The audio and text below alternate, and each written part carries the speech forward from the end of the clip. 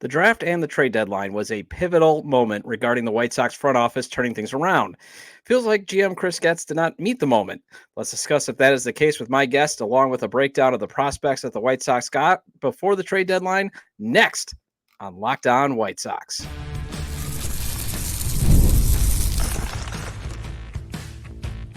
You are Locked On White Sox, your daily Chicago White Sox podcast. Part of the Locked On Podcast Network, your team every day.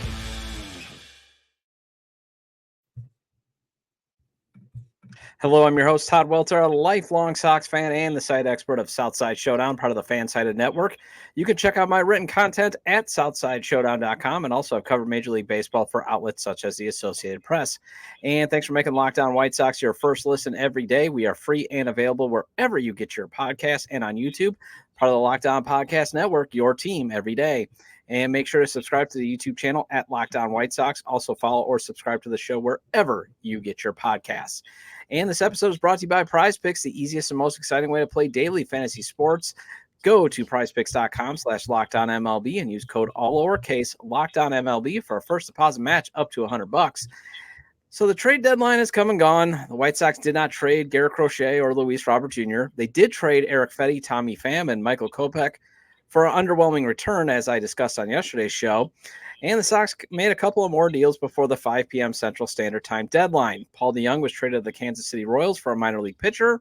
Tanner Bank goes to the Philadelphia Phillies for a minor league infielder. The biggest surprise of them all is somehow GM Chris Getz got a team to trade for oft-injured slugger Eloy Jimenez. The Baltimore Orioles are sending cash and a minor league pitcher to take the risk that Eloy's injuries can heal and maybe he can start driving the ball. Still, there was some disappointment with the lack of return regarding what they got for Eric Fetty.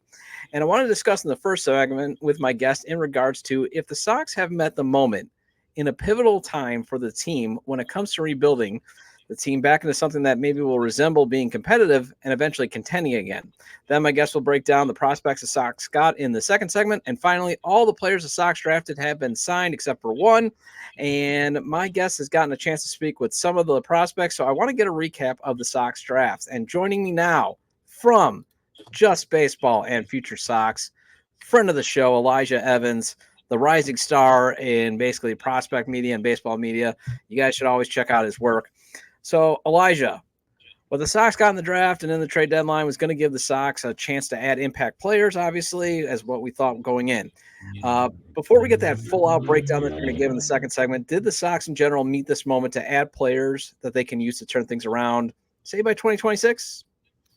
Yeah, that's a loaded question, Todd. I appreciate the warm welcome, as always.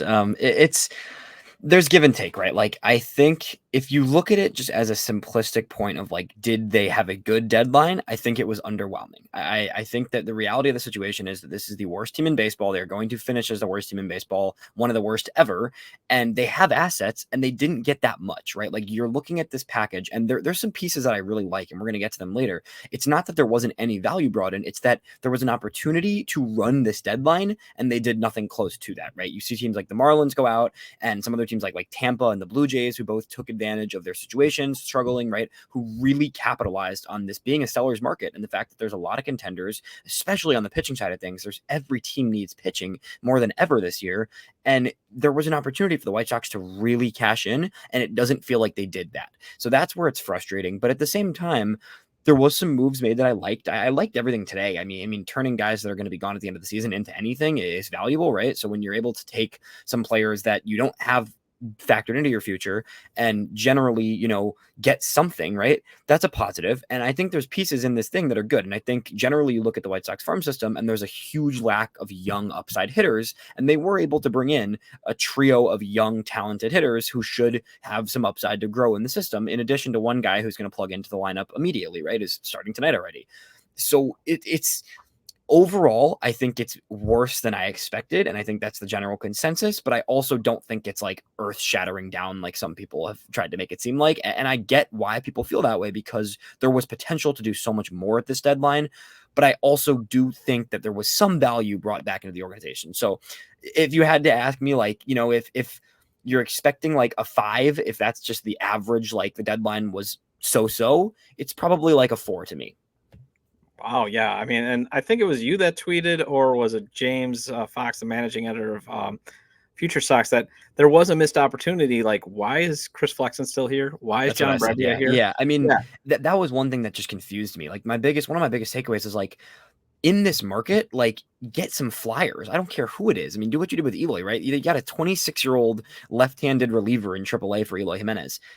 Trey McGough, like we're talking about him later, but that's a guy that can go in the Sox bullpen like in a few weeks, probably, if not tomorrow, right? Like that's something. Give me something. I mean, you're telling me no team in the league needed Chris Flexen to fill some innings and they could throw a 17-year-old back and like, who knows, right? Like, or even just get off his contract, right? Like what is the plan now? That's the biggest thing too, because it's like you've got guys on this roster that have no business being on this roster. They absolutely serve no purpose anymore with a team that is not going to win. It's after the deadline. You're not trading them anymore. Like, are we going to see like 8 guys get DFA'd tomorrow? Because that's what I would want at this point, right? Like if they weren't getting traded, there's no purpose to have a lot of these guys on the roster anymore. Like let's turn the page. Let's just lean into this youth. I mean, there's a few guys called up today, but like there's just really no reason for certain guys to be on the roster. So I don't see how they were able to get nothing for a Flexen, a Brebbia. I mean, even a Gavin Sheets or an Andrew Vaughn, right? Like a team, somebody would give you something. And at this point, like, what are you holding on to? The fact that they might improve a little bit and be a, at best league average player, like that doesn't do anything for the future of this team, right? Mm-hmm. Yeah, like I mean, Andrew Vaughn, maybe I would have had a little bit of higher standards, but I agree with you. The rest of them, like Chris Flexen, you could have. I definitely see a contender would have been like, for $1 million, I can have him throw every 5th day. Yeah, he gets himself into trouble, but he usually, if he's on his stuff, he's going to get out of it. And even as a bullpen arm too, you could throw him yeah, in the bullpen, right? well, then you throw Turn him some in like, innings. he's not going to be your high leverage guy in the playoffs. He might not Right. even be in your playoff roster, but he's going to save some arms and maybe give you some spot starts. Brebbia, I mean, he's got at least some experience. Yes, he's been pitching terribly lately. Yeah. But I kind of had this feeling that the Sox really overvalue their players. And just, again, I don't have any inside knowledge. It's just looking at, again, you look at the Tampa Bay Rays and the Miami Marlins. They saw assets to get rid of, and they were like, we'll just take whoever and we'll just plug them into our system and we'll develop them. And did you get that feeling with the White Sox too? Yeah, and they capitalized, right? Like those teams took advantage of teams that were needy, and they honestly, like the Marlins have the best deadline in baseball, in my opinion, and that's a team that is entered the deadline with like I don't think it's unfair to say the Marlins had less assets than the White Sox, and they turned every single tradable asset into a prospect, and like that's what you should be doing in that situation. The Marlins are not winning anything; they're in the middle of a rough season. They took every asset they had and they turned it into a legit prospect, and that's like. It just is. They took advantage of teams that needed it. Like a team like the Padres is like the Padres were desperate to add some pitching and deepen their staff, right? And like that's a team that is known for trading prospects. Like the White Sox, like they did that with Tanner Banks. I really liked that. A team like the Phillies, who's just looking to keep piling on an already great roster. You took a pretty solid young 19-year-old hitter from that team for a pitcher that means nothing to the White Sox. Like that was a really good executed trade, in my opinion. At the same time, like. I'm really curious who else was at the table for Eric Fetty. And that's what it comes down to, right? Because with Crochet, like I do wish they moved Crochet because I think that would have been the franchise altering type of return. At the same time, the trade request or the extension request and all this stuff, they're really, in my guess, there was really only 2 or 3 teams that had a chance of trading for Crochet. And at the end of the day, like if they didn't see the package they liked, I'm fine holding him because you still get a lot of value from him in the offseason because he has 2 more years on his contract, right? You have a full offseason to negotiate. You can whittle out a prospect package like that. I'm okay with. I would have wanted to see him get traded, but it became pretty clear to me throughout the day today that it wasn't happening. And that just is the reality. And it's unfortunate, but it's okay. Fetty, though, like you knew we were trading Fetty. Like that was a given. It was a guarantee from the very start of the season, frankly. If Fetty pitched well, he was going to get traded at the deadline. That was the goal. So if you look at it simply and say, like, you turned a guy that you signed out of Korea into prospects, that's a positive. So I will take it. And starting there, like that is something that like I feel like a lot of people failed to see that yesterday. And like I get you don't want to be selling low, but at the same time, like getting value for a signing out of Korea is a positive. Like that is a good decision by the White Sox front office. With that said, it should have been a today move. That's what I'm stuck on because you see the pitching market really started to evolve after that. You say Kikuchi got traded for a package that was, I don't want to say better. Some people have been saying better. I don't think that's a better package. They got 3 guys that are 25 years old already. So like, I don't think that's a better package, but it's a package that's comparable for Yusei Kikuchi as a rental versus Eric Fetty as an entire year extra. that's a poor evaluation on the White Sox part. And that's something that you see today. I mean, guys like, Tanner Scott, obviously what I just mentioned with the Marlins, right? Like you see a rental closer going for 2 top 100 type pitchers in addition to 2 other prospects. Like that's crazy. And I know the reliever market was a different story this year and it was really expensive in general, but like Fetty should have gotten another piece. That's what I'm stuck on. And that's the biggest thing that's frustrating from this deadline. I think the rest of the deals were pretty good. I also think that the Kopech FAM aspect of it that some people were trying to harp on, like it's kind of irrelevant. FAM is nothing. I hate to break it to people, but like you were not getting, Tommy Pham was getting you the type of return that Paul DeJong got, which is like a flyer relief pitcher. In that case, like I don't care about throwing Pham to the Cardinals. Kopech, like he'll be a stud for the Dodgers. We all know he will be. He'll be their 8th inning guy in October and he'll get some holds in the playoffs and we'll all be like, damn, there's the Michael Kopech we wanted 5 years ago, right? Like, of course that'll happen. At the same time, he wasn't worth more than 1 flyer, right? So at the end of the day, the way I look at it really is that the third piece, and that we'll get to later, comes from, the bonus of a Kopech FAM. And in reality, you're getting a former top 100 guy who has struggled in his first big league season, but has mashed in AAA. That's a top 50-ish prospect in baseball last year, right? In addition to a high upside 19-year-old piece for Erick Fedde, which is not a terrible return, but it feels a piece short. All right, so I'll admit that I was one of the guys that said, the Blue Jays got a better return. So now, after listening to you, I'll admit I was wrong. It's close though. That's the thing. Yeah. It truly is close, which is bad, right? Like that. Yeah. It's close. Yeah, and the other thing though that I was just disappointed was that the Cardinals didn't pay anything. Like, yeah, and that didn't make sense to me at all. Well, although this is just a hunch, I think Malzahnic was like, "Wait a minute, you want Edman for as your centerpiece? Tell you what, I'll help you out." The Dodgers want that. Like, it almost felt like a Billy Bean type trade back in the day, where he would be like, "Here, trade this guy to me, and I'll help you out. We'll do a 3-team trade." But I fully agree. I think they should have at least gotten something like even a flyer. From the Cardinals. Completely agree. The Cardinals should have had to give more there. That's the part that, honestly, I don't think the Dodgers got that great of a deal. Tommy Edman's still hurt. He's coming off an injury. He really has never been a good hitter his entire career. For the Dodgers, he just provides versatility, which is, for the Dodgers, the way they run their lineups, it's helpful for them to have a guy that can play all over the field, which will be useful for them. But at the same time, like a career 700 OPS guy that's an utility guy and a reliever who hasn't been able to throw strikes half the season, is not that great of a return, especially considering a former top 50 prospect and 2 really exciting young single A guys, right? So like the Dodgers, I don't think did great in that trade. Actually, really the Cardinals killed that trade, and getting Fedde in addition to a depth outfielder for, Tommy Edman is pretty nuts. I definitely expected when the trade came out to see see at least 1 piece from the Cardinals in terms of a prospect heading to Chicago. And even if it was another, 19-year-old, I would have thought that would have made this deal a little more understandable to me. All things considered, I don't think it's a horrible deal, but it definitely was worse value than they should have gotten for Fedde. Yeah, it's as you said, it's underwhelming. I agree with that. It was totally underwhelming. We were all expecting at least, maybe even a top 10 prospect guy from the same. But then again, if I'm a GM on the other side of the phone, as you brought up, I could say this guy literally had to go to Korea. Who knows when he's going to turn into a pumpkin again? So there is the risk. So I see that. So that's why I'm glad they got at least a former top 50 guy and that type of stuff. So let's get into the breakdown of the players the Sox got in the trades. And Elijah's going to stick around to give you that full-on breakdown. Because the one thing that people are like, they're so upset, but you want to be like, deep in your heart of hearts, do you really know what the White Sox are getting? So Elijah's going to give you a full breakdown next on Locked On White Sox.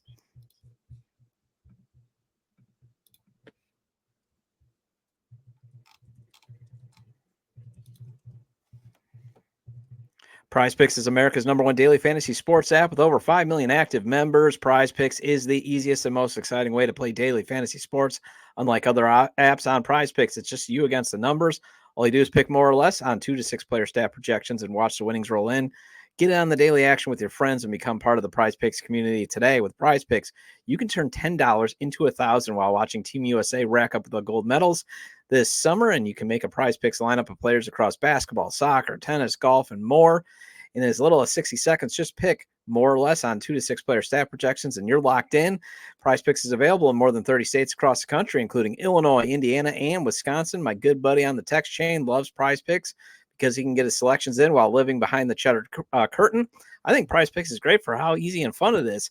Download the PrizePicks app today and use code LOCKEDONMLB for a first deposit match up to $100. That's code LOCKEDONMLB on PrizePicks for a deposit match up to $100. Pick more, pick less. It's that easy.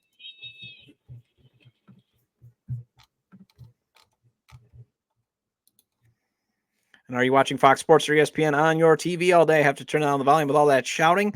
Make the switch to Locked On Sports today, a free 24/7 sports streaming channel program for you every day to bring you the biggest sports stories without all that screaming. Locked On Sports Today brings you can't miss analysis, opinions, and news streaming 24/7 on YouTube or the free Amazon Fire TV channels app. Part of the Locked On Podcast Network, your team every day. And the White Sox wrap up a 3-game series against the Kansas City Royals today. First pitch is at 1:10 p.m. Central. Catch every pitch of the White Sox hometown broadcast with SiriusXM on the SXM app. Search White Sox. And welcome back to Locked On White Sox. I'm your host, Todd Welter, and thank you for making the show your first listen. Lots of great White Sox podcasts out there, like FutureSox. And Elijah Evans, he's my guest. He's from FutureSox and Just Baseball. Elijah, where can we find your great content? You can find everything I do on X. I post a ton of White Sox stuff. All my articles there at Elijah EV8, FutureSox.net, JustBaseball.com, the FutureSox podcast. Doing a little bit of everything. All White Sox stuff in addition to some general baseball prospect things, news stories, all of the above. Yeah, so make sure you guys, if you're on YouTube, obviously subscribe to at Locked On Sox, and also I think it's like at Future Sox 931. Just type in Future Sox, it'll take you to the page. Hit subscribe. I just ask that you make me the first listen. So, but then give Elijah. You've had a ton of interviews, and we're going to get into the trade prospects in the final segment. But let's get into what the Sox got in the trades, because a lot of people are very upset, obviously, and underwhelmed. But it's like, how many people are really looking into these prospects? I know you are, Elijah. So Miguel Vargas, he seems to be the headliner of that Pham, Fedde, and Kopech deal. What are the Sox getting in him? So something that drives me crazy a little bit just in the baseball world in general is the idea of prospect fatigue. Miguel Vargas was a top 50 consensus prospect in Major League Baseball last year, right? So this is not a guy that's was a top. This isn't like the Sox are, snagging Nick Senzel, who was a top prospect in 2017, right? Like last year, Miguel Vargas was one of the top prospects in baseball coming into the season. He breaks camp with the Dodgers, struggles a lot off the bat, still had really good plate discipline, which is something the White Sox obviously don't have much of. So first of all, you're getting a guy that has a really good feel for the zone. Miguel Vargas, his entire minor league career, even in his brief major league stints, has been a guy that knows how to work counts, knows how to draw walks, and is going to take mature at bats. That's generally something that is first thing you're going to notice from watching him is he knows how to work the zone. That's a great skill to have. He struggled last year in his first major league stint, kind of a positionless player. That's going to be that part of the aspect, I think, of just getting Eloy's contract off is Vargas can now DH sometimes. Played some second base coming up, naturally a third baseman when he was coming up, has been playing outfield most of the year and left field for the Dodgers this year. So a little bit of everything, not great anywhere. The biggest question for him moving forward defensively is going to be where does he settle in? So the White Sox start to give him some reps at third. Does he move back to second where he struggled last year? Does he try and keep playing in the outfield where he's been doing this year? But Vargas is a guy with a really high on base skills and pretty solid contact and power, right? Throughout his career, he's been a guy that's been able to hit, at a pretty consistent clip. He's not a super powered out guy. You're not seeing 40 homers from him or anything. I think he's probably, if things go well, I think he's probably a 15 to 20 home run guy, in addition to being, pretty solid contact and on base skills, especially on the on base side where he's going to work counts. He's going to take mature at bats. So it's, he's been great in AAA this year. This is a guy with an OPS over 1,000 this year in AAA. So the first half of the season, the Dodgers weren't ready to bring him back up. He struggled last year in the majors.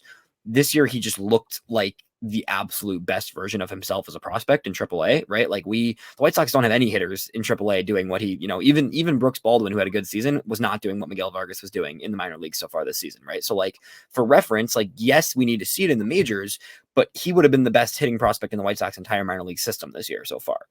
Gets up to the Dodgers, has been with the Dodgers now for 2 months, but sporadic, right? That team is loaded. Even with their injuries, he hasn't gotten consistent innings. So Vargas is a guy that's going to need playing time. He's going to need at bats. But if things go well for him, you're looking at a guy that's going to get on base a ton. He's going to draw a lot of walks, and you're going to get a nice balance of contact and power from him. I did hear Josh Nelson on Sox Machine bring it up, though. One of the things that he has struggled with is hitting Major League Baseball velocity. Yeah. And it seems like Colson Montgomery's having the same issue. What is this team's obsession, though, with guys that just basically can't catch up to the gas?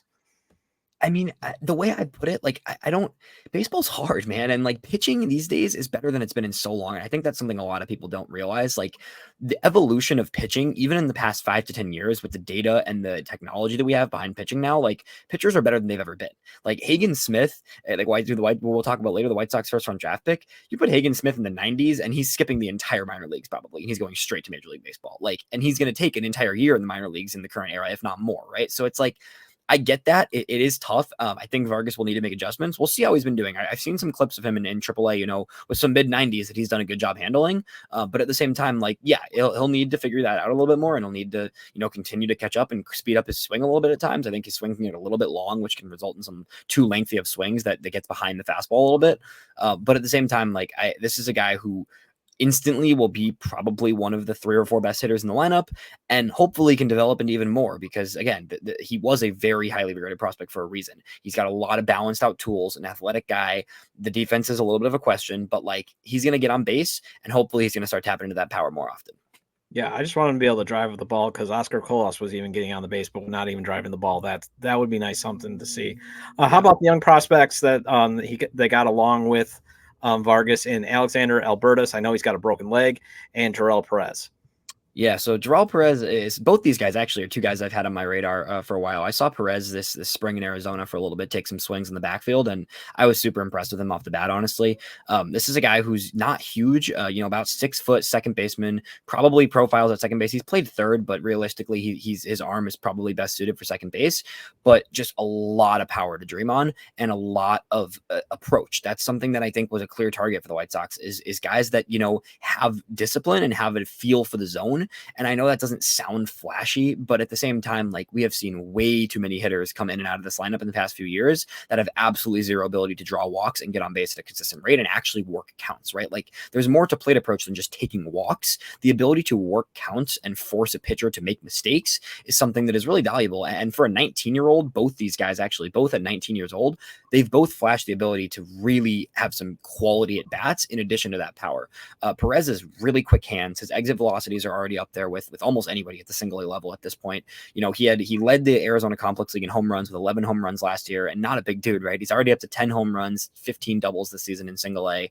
Generally just some big swings, really, really kind of almost too hefty of swings at times. I think he'll have to limit his motion a little bit in his swing, but generally the hands fly through the zone. He pulls the ball a lot, which is a good sign for a young hitter to be able to get power to his pull side at this age is super important. 48 walks already this year, an on-base percentage almost around 400 throughout his past 2 seasons in the minor leagues. Young, raw, probably a little bit of a capped ceiling. I don't think this is a guy that you're going to see as the biggest issue I think people see with this deal is there's not a superstar upside guy. That's also really hard to find. Very few teams are trading superstar upside hitters. That's just not really somebody you trade ever. But I think you're looking at a guy that, with his on base skills and his natural power already, if you got a second baseman who can hit you 20 home runs and get on base at a 350 plus clip, you're feeling pretty good about that moving forward. I think Perez is going to get a chance, probably finishes out the year in single A. He could get a chance in high A, maybe right at the end of the season in Winston-Salem, but probably finishes out the year in Kannapolis. Looks at going up to high A next year. Alexander Albertus, I'm going to have to get used to saying that name. That'll take me a little bit. Different type of hitter, very contact oriented, also, super advanced approach. Also a guy that has, walked a lot, been able to control his at bats well, but definitely more of a contact guy, minimal power so far. But the approach is good. The contact skills are good. He was hitting over 300 in the Arizona Complex League this season before he got bumped up to single A. Pretty minimal time in single A, but minimal whiff rate in the zone. I saw on Baseball America, they said only a 12% whiff rate, in zone whiff rate, which is really good for that age, especially. So when he gets stuff in the zone, he's making contact, right? And doesn't chase much at all. Super patient hitter at the plate, even more than Perez, actually. The thing with Albertus is going to be how much impact he can generate. He definitely doesn't have a ton of pop yet, but strong guy, has a really big leg kick, definitely has a swing that should physically progress into more power. It's not there yet, but 19, going to be out the rest of the season, but we'll see him next year. Has played all over the infield. He's good at third. I think he might be more of a second baseman profile as well long term. I'd like to see him stick at third because he probably has the arm to stick at third. But again, you don't really necessarily want a third baseman with minimal power. So it'll be interesting to see where they both fit defensively. But 2 guys that at the very least are young, are moldable, and have very good feel for the zone at their age. Perez being a little more power, Albertus being a little more contact. It's not a great deal. But one thing I want to remind people, I know people see those rankings too, and it's the 18th and 20 something, Dodgers prospects, right? The Dodgers system in baseball is one of the best every year. First of all, those prospect rankings are just never, I don't find pipeline rankings to be very accurate personally. And beyond that, this is one of the best farm systems in baseball. Remember, it's free. It's true. Right around. But the system is great. The Dodgers system churns out talent every year, and that's a system that you're getting players that are, probably better than in most systems at that same kind of ranking, right?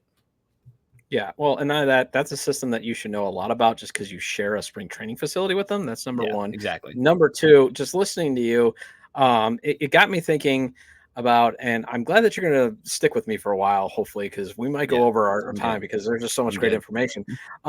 If I'm building a team for the Chicago White Sox, I'm building a team, and Steve Stone has said it, for guaranteed rate field, and that means you need 5 to 6 power hitters, and then 3 to 4, depending on that, just guys that can move on the base path. Look at the great teams that they had in 93. Look at 05. Power hitting, they got a lot of power hitters, but they had a lot of guys that could run. And also, that means if those guys that can run, you want them to be able to get on base. And even your power hitters, get on base. Stop swinging so much. So I like what they're building. And the other thing hearing, just give me somebody to replace Ray Durham. For the love of God, they've been looking for a second baseman since 2002. So I like that they did take a scratch off there, and it did look like maybe they're finally building a team with, hey, maybe not only will they get to the majors, but they're going to have to play 81 games at guaranteed rate field, and they're starting to acquire players on that. So maybe they did something all right there. All right, so the Sox get pitcher Gerald. I got that right, Gerald or Yeah, Rosado. Gerald, I They got think. them. Yeah. Yeah, from Paul DeYoung. Sounds like a potential reliever someday. What exactly are the Sox getting in this hurler? Yeah, it's more of a flyer than anything. Relief pitcher in single A at 22 years old is definitely not like a particularly exciting profile. With that said, though, 39 innings out of the bullpen this year, 45 strikeouts, pretty minimal walks. This is a guy who's looked good, an international guy, Dominican Republic, has looked good all season. He probably should go straight to high A, in my opinion. The White Sox have seen enough of him this year. He faced the Kannapolis, the White Sox single A affiliate, 3 times this year. Didn't allow a run, only allowed 2 hits in 3 appearances against the single A Kannapolis team. So a lot of strikeouts, minimal walks, really looks good in the bullpen. But, at the end of the day, like it's a 22-year-old reliever in single A. So send him to high A, in my opinion, send him straight to Winston-Salem, bump him up a level, see what happens. Hopefully he could be a quick riser. I like the look of his fastball from what I've seen, but, minimal intel and just more of a flyer than anything else. Well, hey, if he does make it to the big leagues as a reliever, he's cheap. You should build cheap Yeah. bullpens. Trey McGough, he's the guy that they got for Eloy Jimenez. I'm surprised that they were able to get a pitcher so close at AAA for Eloy and cash.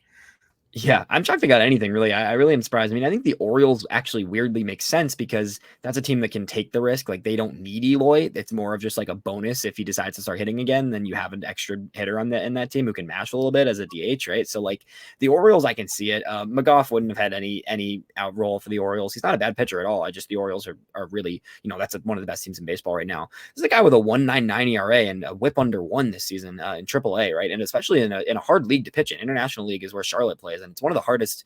That's probably the most hitter-friendly AAA league in AAA, just minor league in baseball. And this guy's been a dominant left-hander the entire season, right? Like, pretty minimal pedigree, 24th rounder back in 2019, and someone who has not had the easiest path to the major leagues, but 4 straight years now that he's been a 3 ERA or lower guy. He was starting more earlier in his minor league career, but now moved to the bullpen full time this year, has dealt with some injuries in the past, but this year he's been fully healthy, 54 innings out of the bullpen with, only 33 hits allowed in those 54 innings.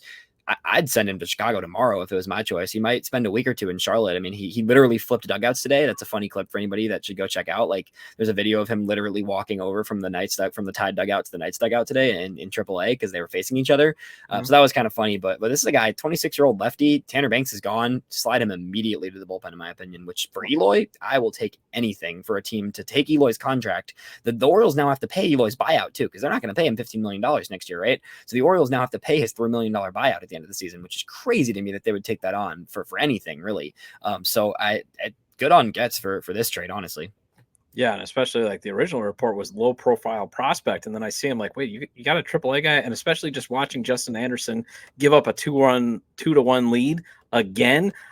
Get this guy up Did tomorrow. He really? Oh my gosh. Yeah, I'd rather try this guy than he's been a great AAA pitcher all season as a lefty too. Like I'm all for that for anything for Eloy, especially someone who can go into the bullpen this year. Yeah, and then finally William again, I'm going to push Bergoya. Bergoya. Oh, now Yeah. I feel bad. That's a great name.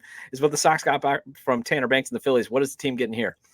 Yeah, this is a good signing. I mean, this is another pickup that I suspected Tanner Banks would get something better than I think the general public would have thought, just because he's a left-hander. His expected numbers are actually the best in the White Sox bullpen this year, as crazy as that is when you think about the story of Tanner Banks and him coming up a few years ago and being like not very good for a while, right? Like this was probably the best reliever in the Sox pen this year, which is hilarious. But Bergoglio was a high-level international signing 2 years ago out of Venezuela. He signed at a 17-year-old, pretty big signing bonus from what I remember. I think he got a signing bonus over $1 million from the Phillies.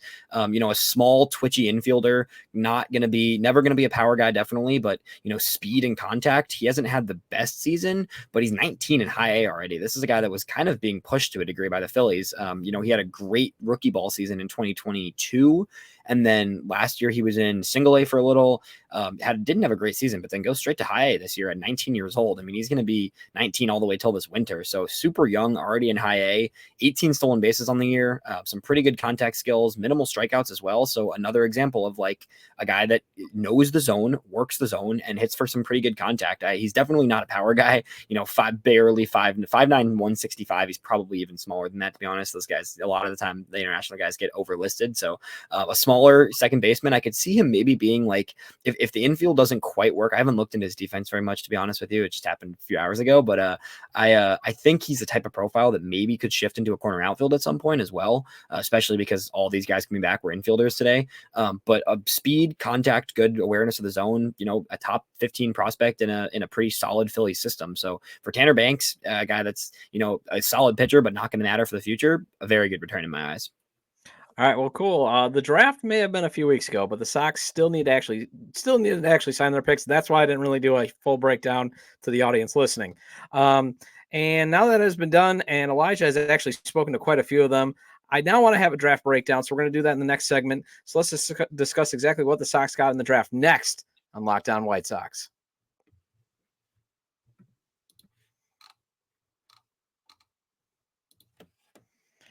Get supplies from the site that's made for the skilled trade, SupplyHouse.com. SupplyHouse.com is a reliable way to order plumbing, h-vac, and electrical products online.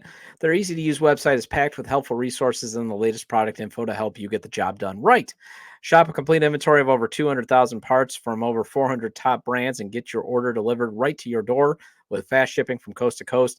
Need help with an order? Get expert support and industry-leading service from the friendliest folks in the business. Talk to a real person every time. Pros in the skilled trades can get a competitive edge by joining SupplyHouse.com's free Trade Master program. Every Trade Master gets access to a dedicated phone line, free shipping, and discounts on every order. Join the thousands of trade pros already benefiting from their free membership at SupplyHouse.com/TM and order plumbing, h-vac, and electrical supplies from anywhere with just a few clicks away at SupplyHouse.com.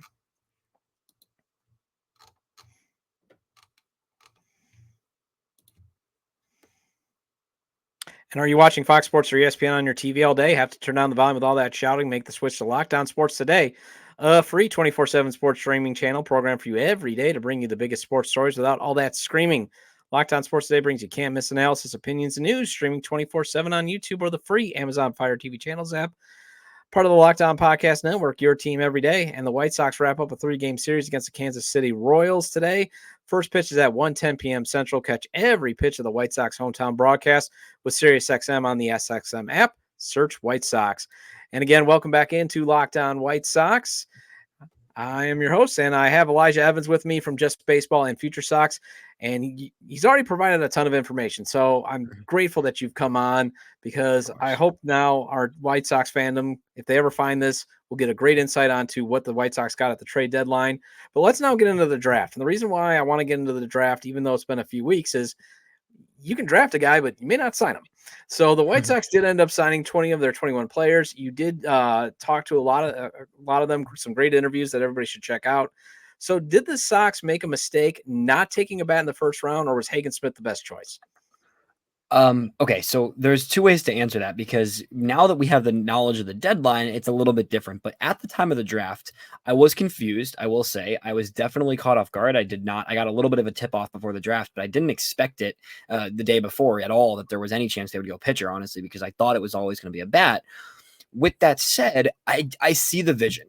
The White Sox went into this draft, and it was hard to see throughout, but once the entire draft was completed and you look at the draft class as a whole and the way they allocated their money, they went into this draft with the target of leaning into their strength. And the reality is, this is a pitching forward organization right now. Brian Bannister, Ethan Katz, the general pitching development of the system is in a very, very good place. I would argue the pitching farm system in the White Sox is top 5, if not top 3 in baseball right now. The hitting is not. So my kind of thought process after the draft was like, what they decided was they were going to get in their opinion, the best player in the draft, and the player that the White Sox can make into the best major league player is Hagen Smith. And I think that was what they truly believed, that their organization was best adept to make Hagen Smith the best major league player available at that pick, right? I'm okay with that. The stipulation there was that you were going to get elite hitting prospects at the deadline for a Garrett Crochet, for an Eric Fetty, right?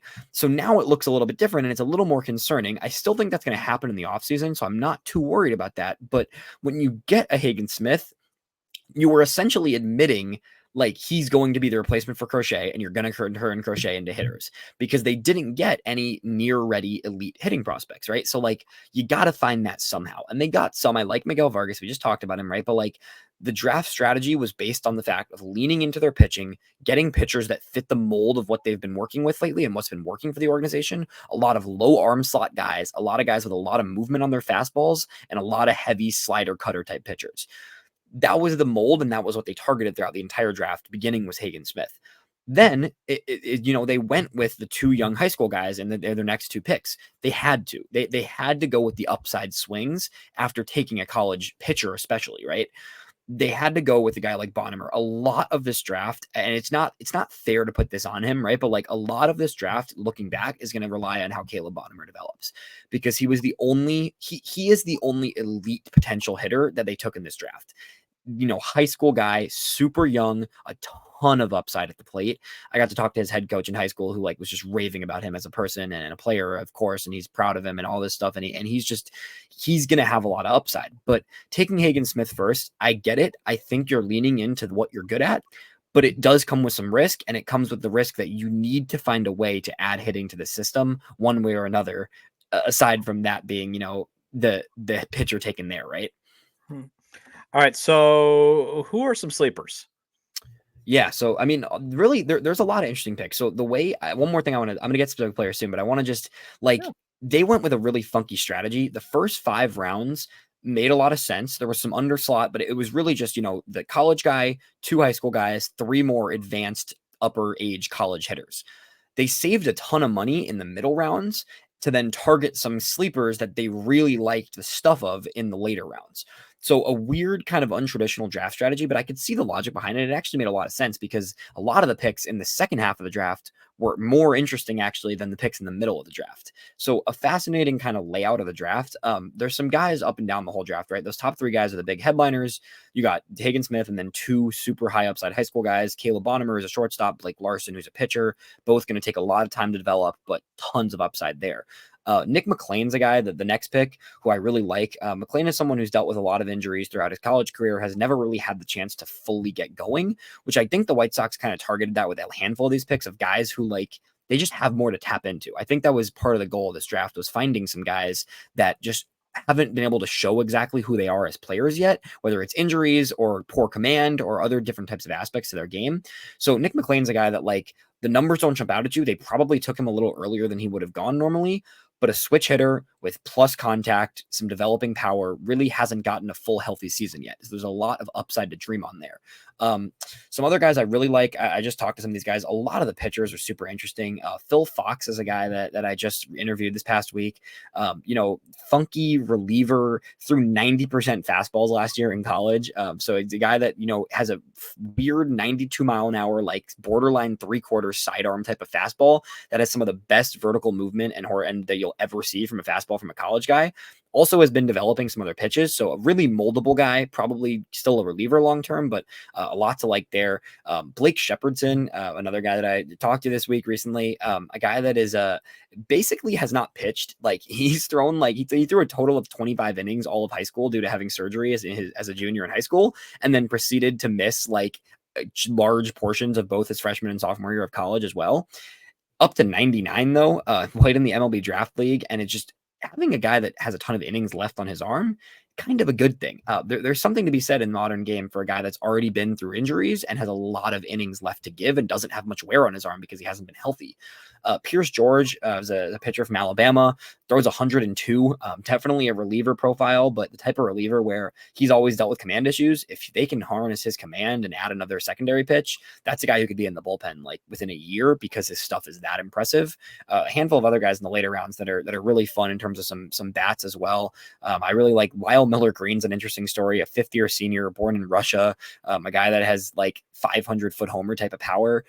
We'll see how it translates at a higher level of baseball, but like if things click, like he could be the guy like Temelko who just breezes through the lower levels of the minor league system because he's already older and so much more advanced as a hitter. There's really a lot of interesting little under the radar finds throughout this draft, which I like. And in addition to those top three, which are obviously, the high upside guys. So it's an interesting draft class. I don't think it was like an ace draft. I wouldn't say that they nailed the draft, but I also am not upset by the draft. I think they leaned into their strength, which I like. And a lot of the draft viewpoint will be dictated by what they do in the offseason now that they didn't trade Crochet and Robert, because they still got to find a way to add some more bats to the system, but really even more good pitchers coming in from this draft. I mean, it's an elite pitching system and some hitters that I really like as well. Yeah, I got the sense that once they they kind of drafted Hagen Smith with the intention of replacing Crochet, and especially how much they pushed the narrative that, we're going to trade Crochet. I mean, they were pushing it as early this morning. That he was kind of be the guy that replaced him. I did also, again, I like that strategy that they've tried. The only thing is I really hope some of these guys actually turn into more than just utility guys. Like I just got the feeling like, hey, they got a lot of guys that can be utility. Like how you said the guy from Russia. It's like, hey, Tim Elko gives off Gavin Sheets vibes to me. Like, hey, talented guy. He can hit, but is he going to hit 270, 280? Is he going to be like Paul Konerko? Or are we talking about Gavin Sheets? And that's you're exactly right. And that's why this draft, and like Sam Antonacci was a guy from like who's incredible contact skills, 5th round draft pick, right? Like, but like, is his impact high enough to be a star? Like, no, he could be a good player, and I think he could be a solid piece in the future. But like, really, the two guys I mentioned early, Caleb Bonhomer, 2nd rounder, and Nick McLean, 3rd rounder, are the two guys that you really see a little more upside with. There's a lot of pressure on Bonhomer as the only high school hitter in this draft class, and the only hitter in this class that I really see having like star potential. There's a lot of pressure on him. I think that's going to be, when you look back at the draft class, a lot of it's going to be dictated by how Bonhomer develops. But I really like his profile. And I think this is a guy who you could be looking at a 30 home run, shortstop, third baseman type guy if things continue to develop the right direction for him. Well, Elijah, this has been great stuff. Thank you for joining me. This wraps up this edition of Locked On White Sox. But before I go, thank you for making Locked On White Sox your first listen. For your second listen, enjoy Locked On MLB podcast. Host Paul Sullivan, a.k.a. Sully, is here to provide daily national expertise with his trademark humor to help you get ready for the MLB playoffs here on the dog days of summer. Prepare for the Fall Classic with Sully, who has it all covered every single day on Locked On MLB, available on YouTube or wherever you get your podcast, part of the Locked On Podcast Network, your team every day. I'll be back tomorrow to discuss if this is the darkest point of the season, given all the losing and the recent report that Pedro Grifol has further alienated the clubhouse. Feel free to leave comments about today's discussion with Elijah Evans. You can leave them at the episode page on YouTube, X, formerly Twitter, at Todd J. Dub, or at Locked On Sox. Email me at lockedonwhitesox@gmail.com. And Elijah, where can we find you again? Elijah EV8 on X, in addition to Just Baseball, FutureSox as well. Really appreciate you, Todd. It's always fun talking with you. All right, man. Well, thanks. We're going to have to get you on again at some point, and I will talk to you guys tomorrow. Have a great day.